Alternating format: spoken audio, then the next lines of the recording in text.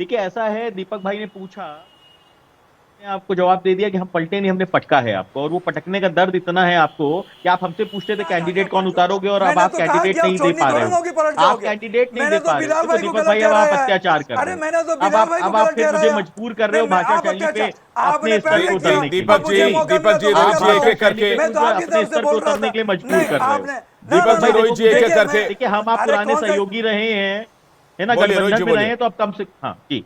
देखिए ऐसा है, इनको इनको जो हमने पटका है उसका दर्द इतना है कि हमसे पूछते थे कैंडिडेट कौन दोगे, और आज स्थिति ये हो गई है कि घंटों के हिसाब से कैंडिडेट बदल रहे हैं। अरे भाई जब आपके पास कैंडिडेट ही नहीं थे पश्चिम उत्तर प्रदेश में, तो क्यों इतना उछल रहे थे आप? ये पूछते हैं सात बड़ा की दो, मैं कई बार बता चुका हूं इनको, सम्मान की दो रोटी हमेशा अच्छी होती है अपमान की सात रोटियों से। तो ऐसी स्थिति में इनको ये समझना पड़ेगा कि समाजवादी पार्टी पर ना तो नियत है ना नीति, और मेरठ में इनके नेता गए थे, वहां पे 1500 लोगों की भीड़ नहीं बटोर पाए थे, और मंच के ऊपर जूता चप्पल चला रहे थे समाजवादी पार्टी वाले आपस में, कोई बाहर का नहीं था।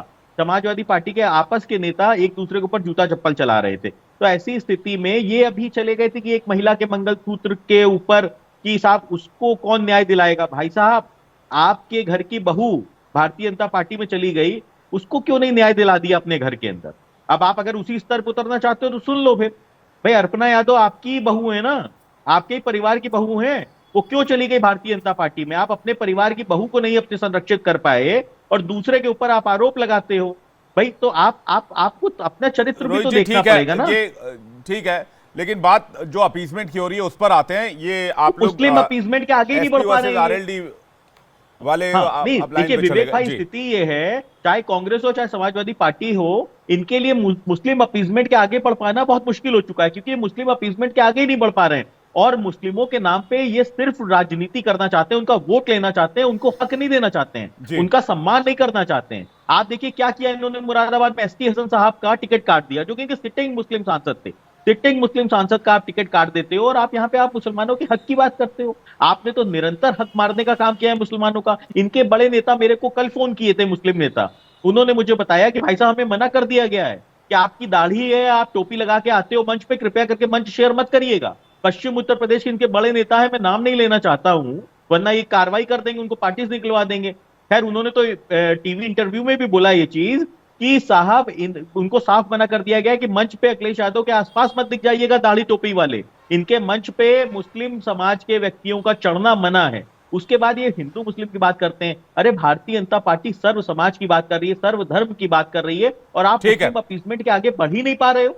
आप सेक्युलरिज्म का मतलब ये समझते हो कि हिंदुओं को गाली देना, परंतु मेरे जी मित्र सेक्युलरिज्म का मतलब हिंदुओं को गाली देना नहीं है। जी इसलिए कृपया मुझे करके हिंदुओं को गाली देना बंद कर दो। जी ठीक है सेक्युलरिज्म रोहित जी, का ये मतलब जो है कि बयान सब है सब धर्मों का सम्मान करो। मोदी जी का, जो बयान है उसमें उन्होंने कहा कि घुसपैठियों को बांट देंगे। इसका मतलब ये है कि संपत्ति इकट्ठा करके आपकी संपत्ति का सर्वे कराएंगे और उसके बाद घुसपैठियों को दे दिया जाएगा, आपकी मेहनत की कमाई का पैसा घुसपैठियों को दे दिया जाएगा। तो इस बयान पर इतना हंगामा क्यों है मेहरुद्दीन रंगरेज जी? घुसपैठियों के लिए अगर बात हो रही है, बांग्लादेशियों की बात हो रही है, रोहिंग्याओं की बात हो रही है, जो इलीगल इमिग्रेंट्स हैं जो गलत तरीके से भारत में आ गए हैं उनकी बात हो रही है, तो फिर इस पर इतनी सियासत क्यों है? देखिए विवेक जी, फिर तो मोदी जी जो हैं वो तो फिर जो है, अगर हमारे देश की सीमाएं भी अगर सील नहीं है और लोग वहाँ से प्लान करके अगर हिंदुस्तान में आ रहे हैं, तो फिर हमारे मोदी जी क्या कर रहे हैं? तो ये भी एक बहुत बड़ा सवाल है। वो अपने जाल में खुद ही फंसते जा रहे हैं। तो मैं ये बार बार कह रहा हूँ, जब ये लोग बीजेपी वाले बार बार तुष्टीकरण की बात करते हैं कि कांग्रेस तुष्टीकरण करती है, आप ये बताइए, आप 20 करोड़ हिंदू से 100 करोड़ हिंदू और 20 करोड़ मुसलमान से 100 करोड़ हमारे जो हिंदू भाई हैं उनको डराकर क्यों राजनीति करते हैं? आप क्यों वोट लेते हैं? क्यों डराते हैं आप उन्हें? और मोदी जी ने देश की शपथ ली है, देश के संविधान की शपथ ली है, और वो हिंदू मुसलमान कर रहे हैं। बताओ, शर्म आनी चाहिए। और जो हमारा इलेक्शन कमीशन है वो हिंदू कोई डरने वाला नहीं है। अरे हिंदू कहीं डर रहा है? अरे यार क्या आप डरा रहे हैं ना? अरे सर आप तो डराते हैं उनको। राजनीति की जा रही है। रोहित जी, एक सेकंड में आ रहा हूँ। यही संस्कार है इनके। मेहरुद्दीन रंगरेज की यही संस्कार बाइट है पूरी हो इनके। जाने दीजिए। पहले उनका जवाब दे दो। मेहरुद्दीन जी बोलिए। जी ठीक है, एक एक करके मेहरुद्दीन जी आपका जवाब पूरा कीजिए। क्या बात कर रहे हैं डिबेट में? बिलाल खान, एक सेकंड आ रहा हूं आपके पास। विवेक जी, मैं एक बात और कहना चाह रहा हूँ। हाँ। अभी आपने भी कहा था, और ये हमारे कौशल कांत जो है बीजेपी के प्रवक्ता के, ये कहते हैं कि 700 साल 900 साल राज करा। बिल्कुल करा, बिल्कुल करा। लाल किला हमारा है, जमा मस्जिद हमारी है, कुतुब मीनार हमारा है, ताजमहल हमारा है। हम तो कहते हैं और है। आपका क्या है, आप बता दीजिए, आप क्या थे? आप जो देश की मुखबरी करते हो, देश के खिलाफ विचारधारा रखते हो, देश की आजादी में जिनका योगदान ना हो, वो लोग आज जो है यहां पर सर्टिफिकेट बांटने का काम करते हैं। तो देख लीजिए कैसे टारगेट किया जा रहा मुसलमानों को, उनकी हमारी मस्जिदों को टारगेट, वक्फ की संपत्तियों को मतलब कुछ भी मुद्दा हो बस हिंदू मुसलमान कर देना उसको। हिंदू मुसलमान के अलावा इनके पास कोई चीज बताने के लिए नहीं। आप, मैं पूछ रहा हूं, आपने 10 साल में क्या किया बता दीजिए ना। आप इन मुद्दों पर, आप मुद्दों पर वोट मांगिए ना। आप हिंदू मुसलमान कर कर क्या चाहते हैं? देश का बंटवारा करना चाहते हैं, देश का अमन खराब करना चाहते हैं? बताइए आप कैसे जुदा कर सकते हैं? आप घुसपैठिया बताते हैं मुसलमानों को, शर्म आनी चाहिए। हुए थे उनको राशन देने का काम किया। अरे अगर घुसपैठिया सरकारी जॉब में है तो निकालिए उनको। गैस सिलेंडर देने का काम किया विवेक जी, महिलाओं कौशल कांत जी, चुप कौशल कांत जी होइए, को लेकर आइए। चुप होइए, चुप होइए। रोहित जी, एक पता नहीं सेकंड आ कहां रहा से हूं, ले आए, एक सेकंड आ रहा वो हूं नहीं आपके है, पास। बार बार बीच में इंटरप्ट कर कौशल रहे कांत जी, हैं। कौशल कांत जी बोल रहे हैं, कौशल कांत जी। अरे विवेक जी, मेरी बात सुनिए पहले। हाँ, अब पूरा कर लीजिए, उसके बाद कौशल कांत जी बोलेंगे। पूरा कर लीजिए। डिबेट में एक डेकोरम होता है। मैं कह रहा हूं डिबेट में एक डेकोरम होता है। इनसे कहिए, अभी अभी आरएलडी जो है भाजपा में शामिल हुई है, कहीं पता लगे कि आप जो है चवन्नी से और जो है आप कम ना हो जाएं, तो इसलिए इनको कहिए बीच में बोलना बंद करें। इसलिए मैं उनसे बार बार ये अपील कर रहा हूं, किसी के बीच में नहीं बोलने, जो बोल रहे हैं उनकी बात सुनिए। ठीक है, कौशल कांत जी। विवेक जी, आपने अभी सुना रंगरेज जी क्या बोल रहे थे। 700 साल हुकूमत की, उसके बाद गुरबती में पहुंच गए, इसके लिए रिस्पॉन्सिबल कौन? रंगरेज जी जैसे ठेकेदार। आप देखिए जिस तरह से इन्होंने घुसपैठियों, अरे सर, आपने 10 साल में क्या किया, आप ये बताइए ना। अरे आपने मुस्लिमों के लिए क्या काम किया? पहले आप ज्ञान दे रहे थे। मोदी जी कहते थे एक हाथ में कुरान, एक हाथ में लैपटॉप होगा। अरे आपने क्या किया? आपने तो उनको जो है बिल्कुल पिछड़ा बना दिया। आपने पॉलिटिकल उनको जो है बिल्कुल हाशिए पे डाल दिया। आप कैसी बात करते हैं? फिर आप ये नारा क्यों लगाते हैं 15 लाख की तरह जुमला के? सबका साथ, सबका विकास, सबका विश्वास। तो कहिए झूठे हैं वादे। जब मोदी जी दुबई में, अगर दुबई जाते हैं मोदी जी, तो वहां के मुसलमानों को तो बहुत गले लगाते हैं और वहां मंदिर भी बनवा देते हैं मुसलमान। अगर जो हिंदुस्तान में मुसलमान है उनको टारगेट किया जा रहा है। बताइए, मुसलमानों के नाम पर राजनीति हो रही है देश की। अरे देश की राजनीति होनी चाहिए, महंगाई, बेरोजगारी, जो बेसिक मुद्दे हैं देश के, हर वर्ग को फायदा पहुंचाने की, उस पर बात ही नहीं हो रही। बस हो गया कौशल कांत जी। हाँ जी, हो गया कौशल कांत जी। आप जो है बस हिंदू मुसलमान करते रहिए। ठीक है, मेहरुद्दीन जी जवाब ले लेते हैं। जो है ना पार नहीं होने वाली। आप 150 पे खत्म। आपको लगता है कि रोहिंग्या मुसलमान में देश का मुसलमान है? आपको लगता है कि घुसपैठियों में देश का मुसलमान है? ये आपका प्रॉब्लम है। आपको पत्थरबाजों में देश का मुसलमान लगता है तो आप भाई सीए का विरोध क्यों करते हो? आइडेंटिफाई हो जाएंगे। क्यों नहीं सीए का सपोर्ट करते हो? जितने घुसपैठिए हैं, जितने रोहिंग्या हैं, जितने बांग्लादेशी हैं, सब बाहर हो जाएंगे। सीए का समर्थन, विरोध तो आप ही करते थे ना, क्यों करते थे? तो मुसलमानों के नाम पर राजनीति आप करते हो। और जहां तक रही देश, बीच में नहीं बोलिए। अरे मेहरुद्दीन रंगरेज जी, अभी आप ज्ञान दे रहे थे, अभी आप ज्ञान दे रहे थे। मेहरुद्दीन जी, एक करके। अरे मैं ज्ञान दे रहा हूं, कोई भी हो। और आप अभी पूछ रहे थे क्या किया? महंगाई, बेरोजगारी की आप बात करते हैं। जब तक बीजेपी की सरकार नहीं थी तब तक महंगाई दर डबल डिजिट में थी, इन्फ्लेशन डबल डिजिट में था, बेरोजगारी दर डबल डिजिट में थी। आज के डेट में अभी जाके चेक कीजिए, बेरोजगारी दर 5.7% है, महंगाई दर 6% से नीचे है। और क्या चाहिए? इसके अलावा एयरपोर्ट 4 गुना हो गए, गांव में बिजली 100% हो गई, एम्स 3 गुने से ज्यादा हो गए, ईवे लेन 6 गुना हो गए, नेशनल हाईवे 2 गुना हो गए, रेलवे की लंबाई 2 गुने से ज्यादा हो गई। ये सब पिछले 10 सालों में किए गए हैं। जो पिछले 50 सालों में हुए उससे हर काम 2 से 3 गुने ज्यादा हो चुके हैं।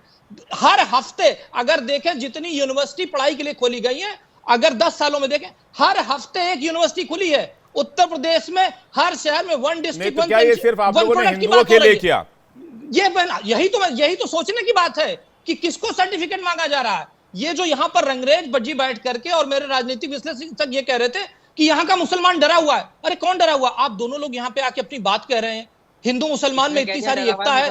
अरे ये मैंने नहीं कहा, ये नहीं, एक मिनट, ये नहीं, अंग्रेज जी ने, अरे सुनिए बिलाल खान साहब, बिलाल खान साहब, कोई किसी से नहीं डरता बिलाल खान। बिलाल खान साहब, बिलाल खान डरने डराने वाली बात रहने दीजिए।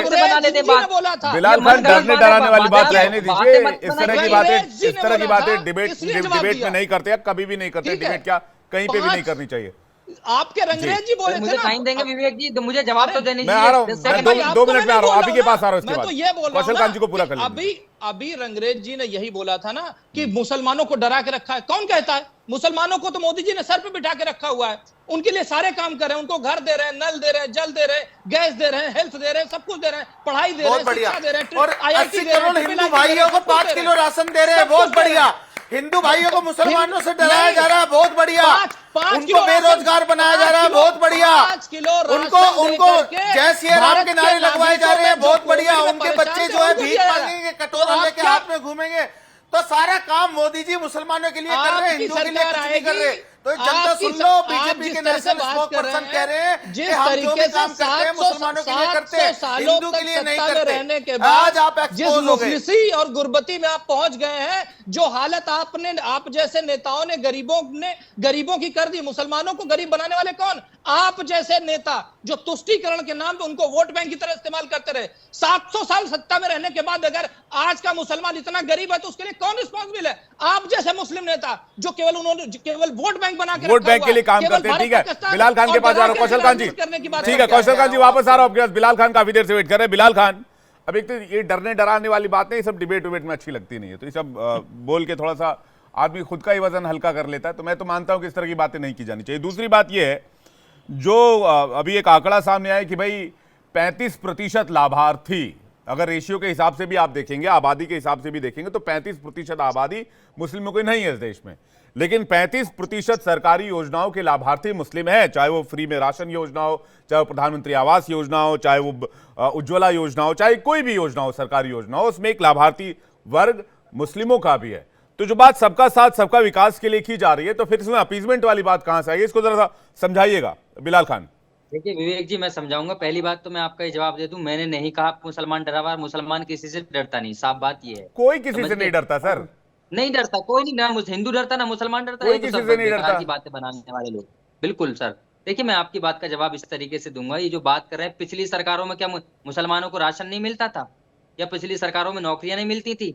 ये क्या अलग से दे रहे हैं? अगर हिंदुओं को नौकरी मिल रही, मुसलमानों को नौकरी, कांग्रेस की सरकार बेहतर थी, ये कह रहे हैं?